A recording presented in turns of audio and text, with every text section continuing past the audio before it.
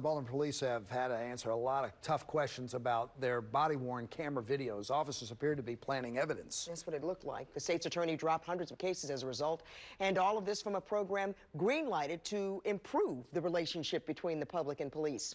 Well, tonight, ABC 2 News investigative reporter Brian Kubler gets exclusive access to show us the department's process and the lessons learned so far by one of the biggest forces in the country caught on camera.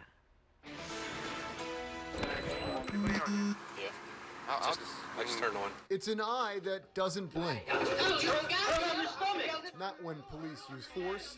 My nephew. Is this your nephew right here? Not during a routine interaction. Right here. Get me out, let me out, let me out.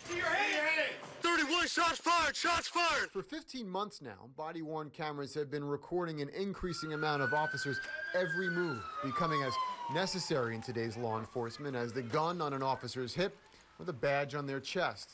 Accuracy and transparency is the goal, especially here in Baltimore, where the relationship between the officer and some citizens is still tenuous at best. Leave me alone. You give like a 2-day buffer just in case there's a late upload. Those videos are scrubbed here in the Baltimore Police Body-Worn Camera Division.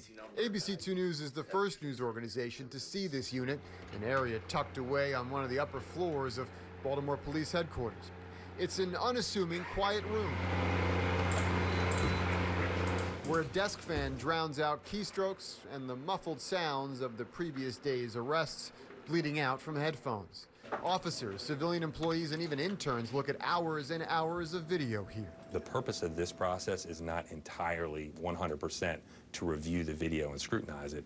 Most fundamentally, it is isolating the video and providing it to the state's attorney's office. That's their main role. This unit falls under the purview of Deputy Commissioner Jason Johnson.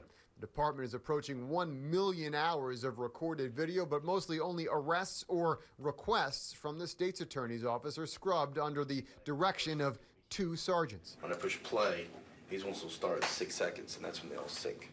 And so they're all 3 officers are synced right now, and Yeah, you're 'cause looking they're at on the the car entire together. Sergeant Greg Higley demonstrates how now a new update makes it easier to view a single arrest from several officers' cameras by automatically syncing the video. But even then, with some clips per incident totaling an hour long, it's only a cursory look before sending it to the state's attorney. I try to watch the initial contact. Yeah, I can see he's being put in cuffs, he's not fighting, there's no force being used. So then I might skip ahead like 7 minutes and then see what the temperament is then. Skimming to see if a case is good, but a closer look may reveal some are not. Did anybody check this compartment here yet? I'm good, check here. This summer, 3 videos surfaced that some say showed officers reenacting or, maybe worse, planting evidence. While these videos are under investigation, the department is leaning toward the less nefarious explanation of recreation. Still, it resulted in this memo by Baltimore Police Commissioner Kevin Davis reminding officers to leave their cameras on until the very end of a scene. Instances that poked holes in the program's main purpose of repairing trust within the community. It is ironic, but I think we will get past this moment. I think that continuing to train our officers and to identify, I mean, some of these things really were not foreseeable at the early part of the rollout. Neither was the discipline. Since the inception of this program, Baltimore City Police records show that 35 officers have been charged with misconduct. Either through audits or by citizen complaint, the department has used body-worn camera video to investigate 13 cases of excessive force, 11 instances of discourtesy, 9 neglection of duty, and 1 improper search.